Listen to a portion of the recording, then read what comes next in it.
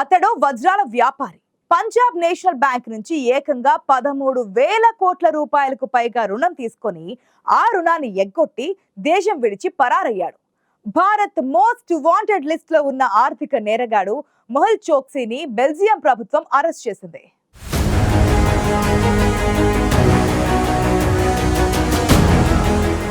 ముంబై ఉగ్రదాడుల సూత్రధారి తహ్వూర్ రానాను భారత్ కు ఇటీవలే తీసుకొచ్చిన కేంద్రం ఇప్పుడు ఆర్థిక నేరగాడు మెహుల్ చోక్సీని రప్పించేందుకు ఏ ఒక్క అవకాశాన్ని వదిలిపెట్టడం లేదు.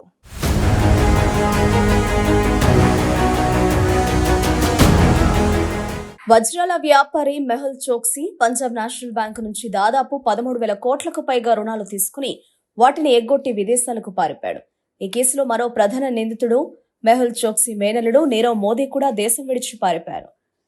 మెహుల్ చోక్సీ యాంటిగ్వా బార్బుడాకు పారిపోగా నీరవ్ మోదీ లండన్లో ఆశ్రయం పొందాడు. 2018లో భారత్ నుంచి పరారైన చోక్సీ తొలుత యాంటిగ్వాలో తలదాచుకున్నాడు. ఏడాది క్రితం క్యాన్సర్ చికిత్స కోసం బెల్జియంకు మకా మార్చాడు. చోక్సీ భార్య ప్రీతి బెల్జియం పౌరురాలు. ప్రీతి చోక్సీ సాయంతో 2023 నవంబర్లో చోక్సీ ఎఫ్ రెసిడెన్సీ కార్డు పొందాడు. ఈ కార్డు ద్వారా కొన్ని షరతుల కింద జీవిత భాగస్వామితో కలిసి బెల్జియంలో చట్టబద్ధంగా ఉండొచ్చు. ప్రీతి చోక్సీ ద్వారా బెల్జియంలో రెసిడెన్సీ కార్డు పొందేందుకు చోక్సీ తప్పుడు పత్రాలను సమర్పించినట్లు అధికారులు గుర్తించారు. అంతేకాదు చోక్సీకి భారత్లో యాంటిగ్వాలో పౌరసత్వాలు ఉన్న విషయాన్ని కూడా దాచిపెట్టాడు. దీంతో చోక్సీని బెల్జియం పోలీసులు అరెస్టు చేశారు.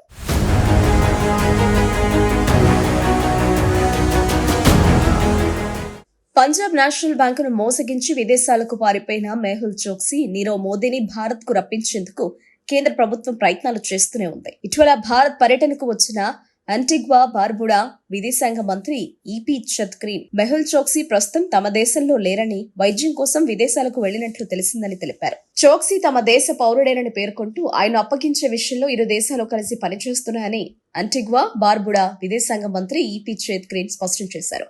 ఇటీవల బెల్జియంలో మెహుల్ చోక్సీని అరెస్టు చేయగా ప్రస్తుతం అతడు జైల్లోనే ఉన్నట్లు తెలుస్తోంది. అయితే అనారోగ్య కారణాల రీత్యా చోక్సీ వెంటనే బెయిల్కు దరఖాస్తు చేసుకునే అవకాశాలు ఉన్న నేపథ్యంలో సిబిఐ ఈడీ అధికారులు చోక్సీ అప్పగింతకు బెల్జియంలో అభ్యర్థించనున్నాయి.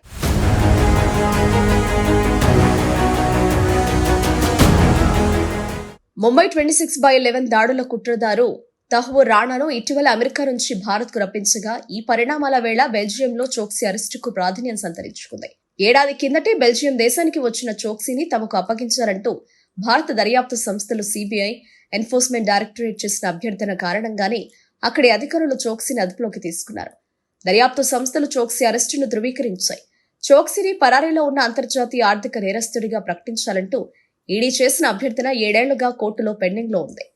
పంజాబ్ నేషనల్ బ్యాంకును దాదాపు 13,000 కోట్లకు పైగా మోసగించిన కేసులో మెహుల్ చోక్సీ నిందితుడు. ఈ కేసులో అతడి మేనలుడు నీరవ్ మోదీ మొదటి ముద్దాయి. నీరవ్ మోదీని ఇప్పటికీ పరారీలో ఉన్న ఆర్థిక నేరస్తుడిగా ప్రకటించారు. 2019 నుంచి నీరవ్ మోదీ లండన్ జైల్లో నిర్బంధంలో ఉన్నాడు. నీరవ్ మోదీని అప్పగించాలంటూ భారత దర్యాప్తు సంస్థలు చేసిన అభ్యర్థనపై అక్కడ 2019 నుంచి విచారణ కొనసాగుతుంది.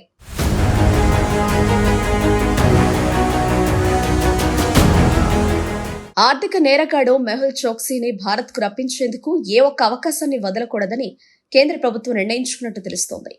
ఈ క్రమంలోనే చట్టపరంగా అందుబాటులో ఉన్న ప్రతి అవకాశాన్ని వాడుకోవాలని కేంద్ర ప్రభుత్వం భావిస్తోంది. మరోవైపు చోక్సీకి చెందిన న్యాయవాద బృందం అతడిని భారత్ కు తరలించకుండా తీవ్రంగా ప్రయత్నిస్తోంది. ఈ క్రమంలో భారత్ కు న్యాయపరమైన సవాళ్లు ఎదుర్కొనున్నట్లు తెలుస్తోంది.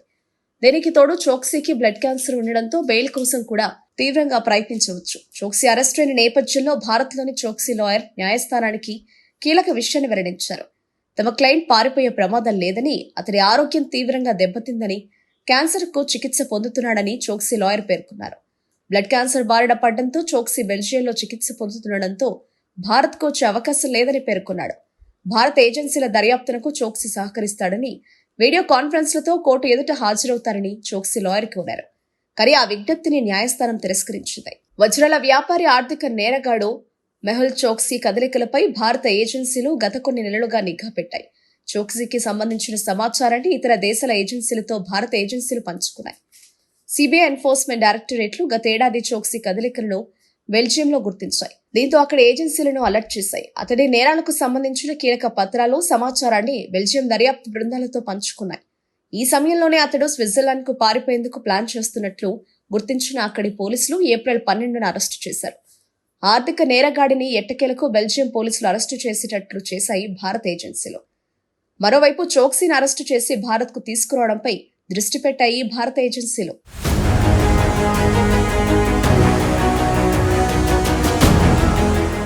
మెహుల్ చోక్సీ విషయంలో 2022లో భారత్ ఇంటర్పోల్ రెడ్ కార్నర్ నోటీసును రద్దు చేసుకోవాల్సి వచ్చింది. అప్పట్లో చోక్సీ న్యాయవాదులు commission for the controls of interpole files ను ఆశ్రయించారు.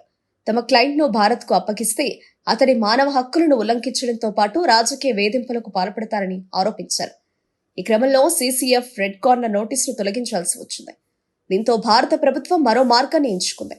చోక్సీపై ఇప్పటికే భారత అధికార యంత్రాంగం కనీసం 2 ఓపెన్ ఎండెడ్ అరెస్టు వారెంట్లను అక్కడి అధికారులతో పంచుకుంది.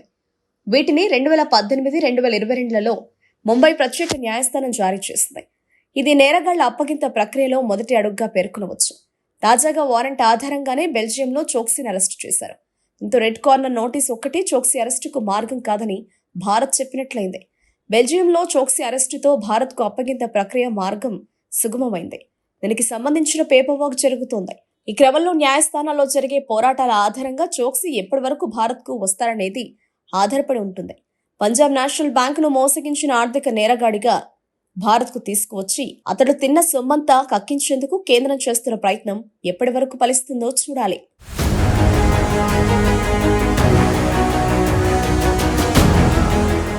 పంజాబ్ నేషనల్ బ్యాంక్ నుంచి వేల కోట్ల రూపాయలను రుణంగా తీసుకుని వాటిని ఎగ్గొట్టి విదేశాలకు పారిపోయిన మెహుల్ చోక్సీని భారత్ కు రప్పించి ఆయన ఎగ్గొట్టిన సొమ్మును వడ్డీతో సహా చెల్లించేలా ప్రభుత్వం చర్యలను ముమ్మరం చేస్తున్నట్లు తెలుస్తోంది.